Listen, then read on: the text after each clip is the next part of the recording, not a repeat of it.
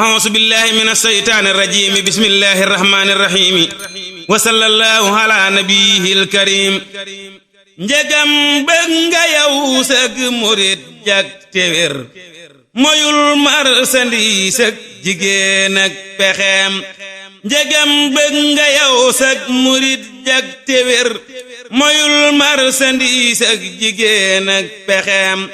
moyul marchandise ak jigéen ak pexeem te bul diglu sax ay waxam mbaa tereem ku dul moytu yi yatta kay daw bu wér akay muslu woona asal tus kareem te kët yett yi ñoo di wangi murit dañuy muusu itteema kuk taalubeem te kët ñoo di ak max ba tey ci murit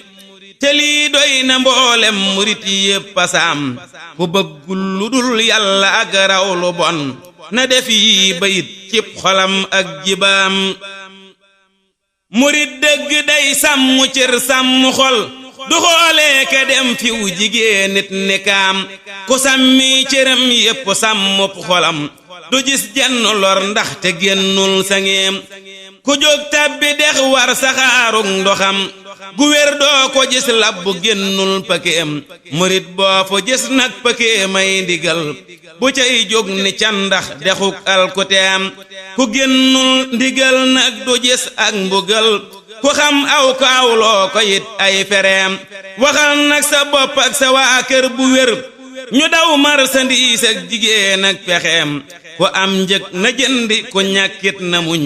ba am lépp moo gën di xoolee ka yéem te koo gis mu dem kët di xoolee ka yéem du loolu leb lab ni meŋ ak pexeem